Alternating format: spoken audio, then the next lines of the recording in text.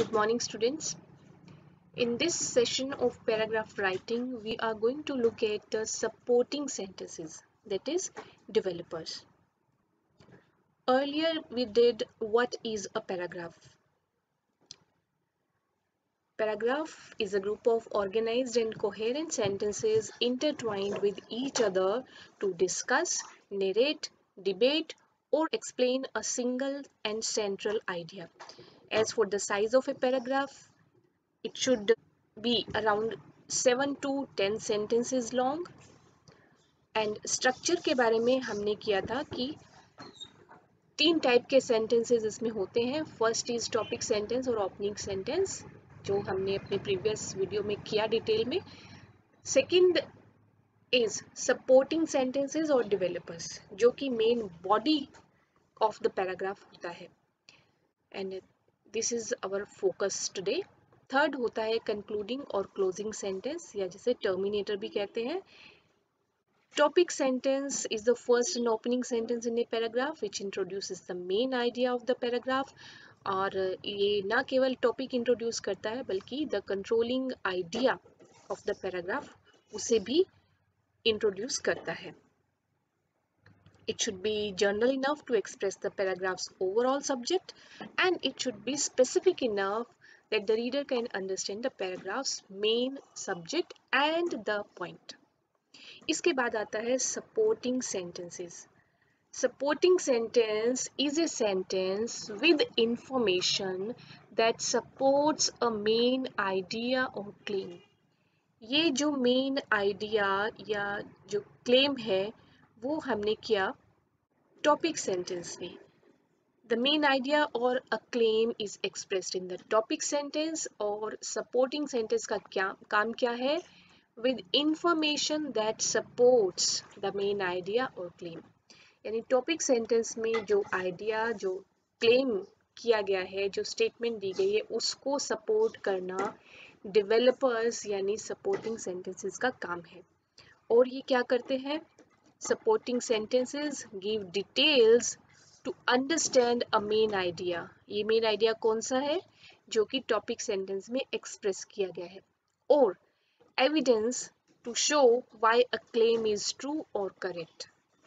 या तो topic sentence में एक्सप्रेस किए गए आइडिया को और ज़्यादा समझाने के लिए सपोर्टिंग सेंटेंसेस यूज होते हैं, या फिर इसमें एविडेंसेस दिए जाते हैं, कुछ प्रूफ्स दिए जाते हैं, प्रमाण दिए जाते हैं, जो कि ये प्रूव कर देते हैं कि जो टॉपिक सेंटेंस में जो क्लेम किया गया है वो सही है. मतलब कन्विंस कराने के लिए, अपने ओपिनियन को कन्विंस कराने के लिए एविडेंस दिए जाते हैं.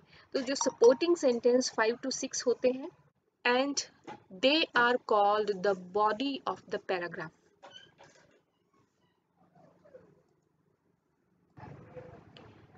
सपोर्टिंग सेंटेंसेस की जो जगह है, प्लेसमेंट कहाँ होता है?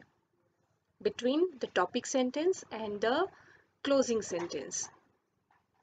टॉपिक सेंटेंस और टर्मिनेटर के बीच में आते हैं developers. Developers mean supporting sentences. They come after the topic sentence, making up the body of the paragraph. Topic sentence का काम सिर्फ आइडिया को इंट्रोड्यूस करना होता है, मेन पॉइंट बताना होता है, फिर उसको डेवलप करने का काम होता है सपोर्टिंग सेंटेंसेस का. और इस प्रकार से body of the paragraph supporting sentences की हेल्प से बनता है. Supporting sentences explain more about the topic sentence. Topic sentence को और ज़्यादा एक्सप्लेन करने का काम करते हैं. और किस प्रकार करते हैं?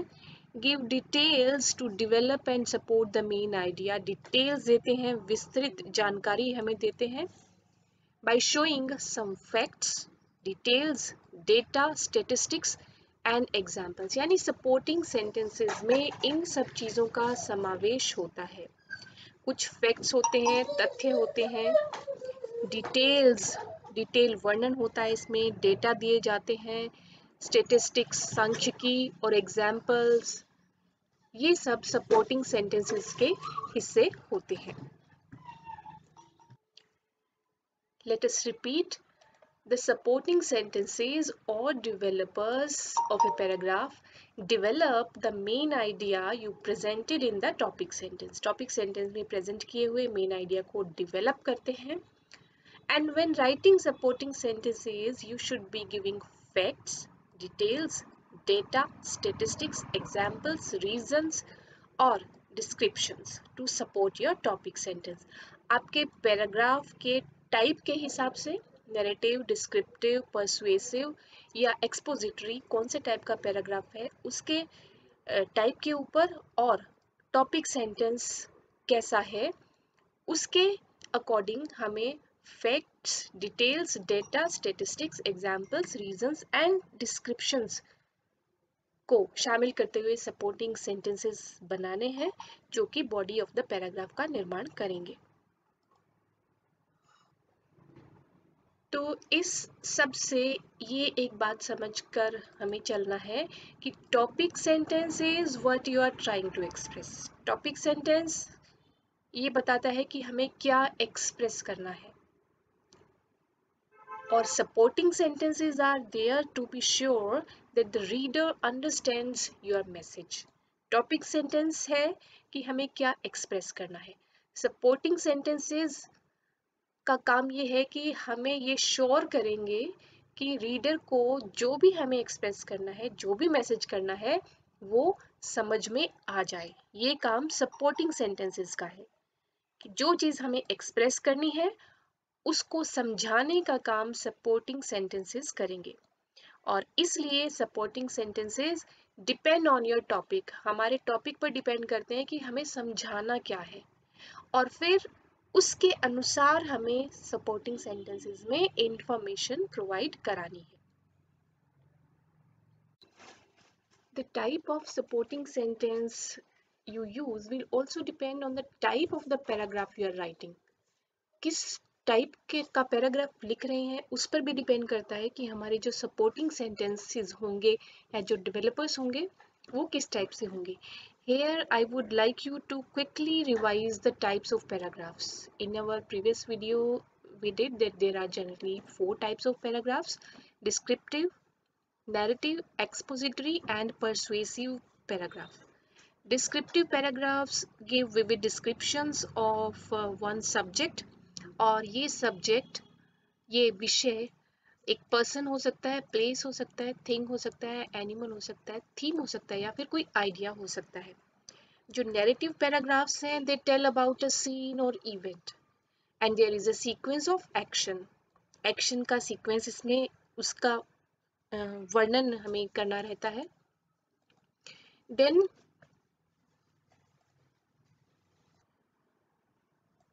There are expository paragraphs. उनका काम होता है to explain something or provide information on a certain subject. Persuasive paragraph try to convince the reader. In it, the writer is actually giving his own opinion on a certain subject or topic. So these are the 4 types of paragraphs. तो supporting sentence जो कि topic sentence को follow करने वाले हैं वो इस चीज़ पर भी डिपेंड करेंगे कि हम इन चारों में से कौन से टाइप का पैराग्राफ लिखना चाह रहे हैं. If we are writing a narrative or descriptive paragraph, so we should use supporting sentences that describe and give details. Narrative या descriptive अगर sentence paragraph हम लिख रहे हैं तो हमारे supporting जो sentences हैं वो इस प्रकार के होने चाहिए कि वो किसी चीज़ को describe करे, उसका विवरण प्रदान करे. An expository paragraph would need to use plenty of supporting sentences that provide examples. Information देनी होगी, examples देने होंगे. और यदि पैराग्राफ persuasive स्टाइल का है या argumentative स्टाइल का है then we need to give the supporting sentences which provide facts or evidence, क्योंकि इसे हमें अपनी बात को कन्विंस कराना होता है. तो इस प्रकार से जो हमारे सपोर्टिंग सेंटेंसेस है वो न केवल टॉपिक सेंटेंस से गाइड होते हैं बल्कि जो टाइप ऑफ पैराग्राफ है उसके ऊपर भी डिपेंड करते हैं. Here are some effective tips and elements which are required to be utilized while writing an effective paragraph. These are unity, order, flow, and coherence. Unity means ekta, ekatmakta, harmony. All the supporting sentences in the body part should remain focused and relevant to the main idea, that is the controlling idea of the topic. जितने भी supporting sentences हम लिखेंगे 4, 5 और 6, वो जो main जो controlling idea रहेगा उसी के साथ में यूनाइटेड रहेंगे। जो भी डिस्कशन, जो भी डिटेल्स होंगी, वो उस टॉपिक के जो कंट्रोलिंग आइडिया है उससे रिलेटेड होना चाहिए। सो इस तरह से हम किसी पैराग्राफ में यूनिटी प्राप्त कर सकते हैं। देन ऑर्डर, ऑर्डर मीन्स क्रम। तो ये क्रम हम किसी प्रकार से भी पैराग्राफ में रख सकते हैं, या तो ऑर्डर ऑफ इम्पोर्टेंस, मतलब कौन सा सेंटेंस या कौन सी डिटेल या कौन सा एग्जाम्पल, कौन सा रीजन महत्व के हिसाब से पहले आना चाहिए, और चाहे तो डिसेंडिंग ऑर्डर में इम्पोर्टेंस हो या फिर असेंडिंग ऑर्डर में इम्पोर्टेंस हो, लेकिन वो एक ऑर्डर मेंटेन होना चाहिए। या फिर हम chronological order means date wise या मंथ वाइज कुछ ऐसे फैक्ट्स रख रहे हैं, तो हमें उसका भी ध्यान रखना है। अगर फर्स्ट है तो उसके बाद में सेकंड ही आना चाहिए। या फिर कोई लॉजिकल प्रेजेंटेशन है जो एक क्रमानुसार चलता रहता है, तो उस प्रकार से हमें एक ऑर्डर को भी मेंटेन करके पैराग्राफ में रखना होता है। एंड देन फ्लो, जो एक तारतम्य है, बहाव है, वो जो कंटिन्यू रहना चाहिए। सेंटेंसेस के बीच में कोई ब्रेक नहीं आना चाहिए, मतलब एक सेंटेंस के बाद में स्टॉप होने के बाद में जब नेक्स्ट स्टार्ट होता है तो उसमें एक फ्लो कंटिन्यू रहना चाहिए। Then coherence, coherence means consistency होनी चाहिए सेंटेंसेस के बीच में, कंटिन्यूटी होनी चाहिए, इंटेग्रिटी और एक सामंजस्य, एक तालमेल बना हुआ होना चाहिए। Means the ideas have a logical flow. The relationship between the sentences is clear and one idea connects to the next. इस प्रकार से हम कोहेरेंस हासिल कर सकते हैं किसी पैराग्राफ में। एक से जब दूसरे में जाते हैं तो एक दूसरे से कनेक्टेड हो सेंटेंसेस, जुड़े हुए हो, संबद्ध हो, और लॉजिकल जो डेवलपमेंट है वो उनमें रहना चाहिए। That is the quality of coherence, which is one of the most appreciable qualities of an effective paragraph. You can check out these example paragraphs and get an idea of how to organize your sentences into a paragraph. This paragraph is about why I love jogging. There are 3 reasons why I prefer jogging to other sports. This is the topic sentence. और topic sentence में ही क्योंकि reasons की बात ये की है कि there are 3 reasons, और इसका मतलब ये है कि नेक्स्ट जो सेंटेंसेस आएंगे वो उन्हीं रीजंस की बात कर रहे होंगे कि why I prefer jogging to other sports. One reason is that jogging is an inexpensive sport. I can practice it anywhere at any time with no need for a ball or any other equipment. Another reason why I love jogging is that it is friendly to my heart. I don't have to exhaust myself or do excessive efforts while jogging. Finally, I prefer this sport because it is safe. It is not as risky as other sports like gymnastics, racing, or horseback riding. For all these reasons, I consider jogging the best sport of all. So, this is a highly compact paragraph. Next example paragraph is about school uniforms. Let us look at the topic sentence. School uniforms are good for the development of children. So यहाँ पर school uniforms की बात होगी and the controlling idea would be development of children. First of all, everyone is dressed unified, so no one has better clothes than others, and no one can threaten others only because of their clothes. In many schools, ganging up on others because of what they are wearing is already normal, and uniforms are a way to protect the children from such acts. School uniforms also keep everyone from having to buy expensive brands of clothes to be part of the society, which relieves especially the parents and takes the pressure of being cool away from the children. School uniforms also help to put off children being overly concerned about keeping up with the latest fashions. This gives young children more time to concentrate on more important developmental things. Of course, there are also critics who say that school uniforms make the children lose their own individuality, but in general, it is possible to say that school uniforms have a good influence on most children. Next, we have a paragraph on water pollution.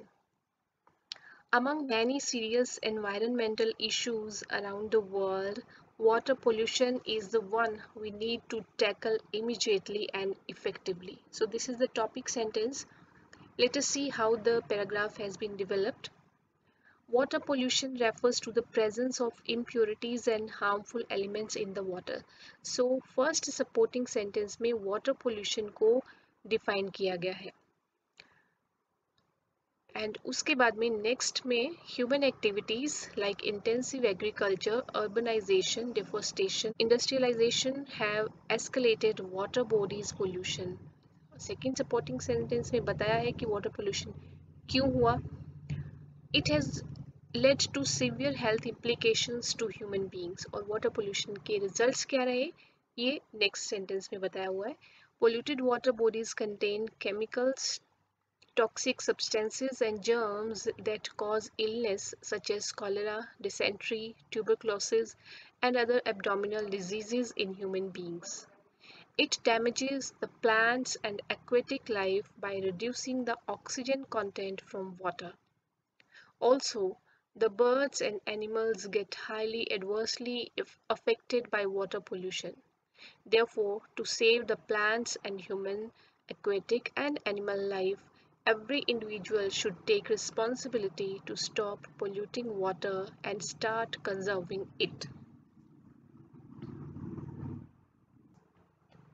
This is a paragraph on the topic importance of education. Education refers to the attainment of knowledge through academic and scholastic efforts. So, at the very outset, definition दी हुई है education की, what education means, और उसके बाद में इससे related ideas को डेवलप किया गया है. It includes all that can help one's enlightenment and empowerment. There are a lot of positive traits of having education. For instance, education gives us the knowledge and skills to work with excellence and thus paves the way for us to have a good career. Furthermore, education grants us a good status in society. As educated people, we are considered as a valuable source of knowledge for our society. Moreover, it helps in one's all-round physical, mental, and intellectual growth and development. In addition, education polishes our mind, reinforces our thoughts, generates self-confidence, and strengthens our character and behaviors towards others. Thus, education is key to a successful career and meaningful life. Therefore, it is important that children and youth are educated so that they can live productive lives and help in the progress of the society and nation.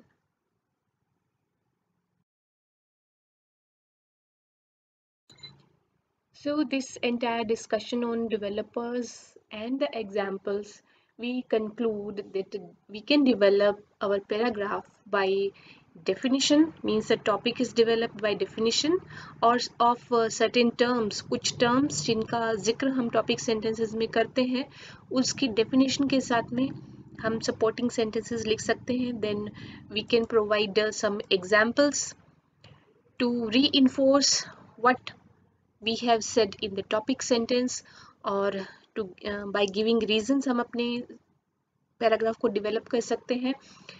और reasons किसके लिए? To substantiate the idea. जो idea हमने topic sentence में दिया है उसको उसकी पुष्टि के लिए, उसके प्रमाण के लिए, उसे सही साबित करने के लिए हम रीजंस दे सकते हैं। Also we can develop our paragraph by analogy establish करके, जहाँ पर कई बार हमें कंपैरिजंस देने होते हैं, कंट्रास्ट देने होते हैं, और कई बार सिमिलैरिटी बतानी होती है तो अपनी आइडिया को क्लियर करने के लिए। Then cause and effect exposition discussion चलती है, जहाँ एक्सप्लेनेशन के थ्रू, डिस्क्रिप्शन के थ्रू और नरेटिंग के थ्रू, वर्णन के थ्रू हम अपने जो पैराग्राफ है उसको हम डिवेलप कर सकते हैं। ये सारे सपोर्टिंग सेंटेंसेस का काम होता है। और while writing we have to keep these 4 things in mind, that make sure connections are clear, supporting sentences में जो आपस में जो कनेक्शन होंगे वो क्लियर होंगे। Only give the relevant information, because हमें 8 to 12 सेंटेंसेस में अपना बात कंप्लीट करनी है, तो रेलिवेंट इंफॉर्मेशन ही देनी है। जो बॉडी ऑफ द पैराग्राफ है, body of the paragraph which is made up by supporting sentences, and include ideas that build on each other, एक के बाद एक दूसरे से संबंधित हो। And then don't forget the connectors और लिंकर्स। कनेक्टर्स और लिंकर्स का भी बहुत इंपॉर्टेंट रोल होता है कोहेरेंस मेंटेन करने के लिए। एग्जाम्पल्स में थोड़ा ब्रीफ में आपको बता देती हूँ। लाइक एडिशन अपनी इंफॉर्मेशन में कुछ ऐड करना है तो furthermore, moreover, in addition, also. And linkers of time भी होते हैं, जैसे when, while, as soon as. Order maintain करने के लिए, सीक्वेंस बताने के लिए, then, after, afterwards, next, firstly, secondly and finally. और कंट्रास्ट के भी कनेक्टर्स होते हैं, लिंकर्स होते हैं, मतलब दो ऑपोजिट बातें बताने के लिए, like but, however, though, nevertheless, whereas, while. Conditions बताने के लिए भी लिंकर्स होते हैं, as long as, unless, otherwise. या रीजंस बताने के लिए, because, as, due to, in order to. या फिर रिजल्ट बताने के लिए भी लिंकर्स होते हैं, कनेक्टर्स होते हैं, therefore, as a result, consequently, so. तो ये जो लिंकर्स और कनेक्टर्स होते हैं, ये जो सेंटेंसेस हैं उनको आपस में जोड़ने का काम करते हैं। तो to maintain the unity, flow and coherence, इनका इम्पोर्टेंस हम ओवरलुक नहीं कर सकते। So these are the important points to be kept in mind while writing a paragraph.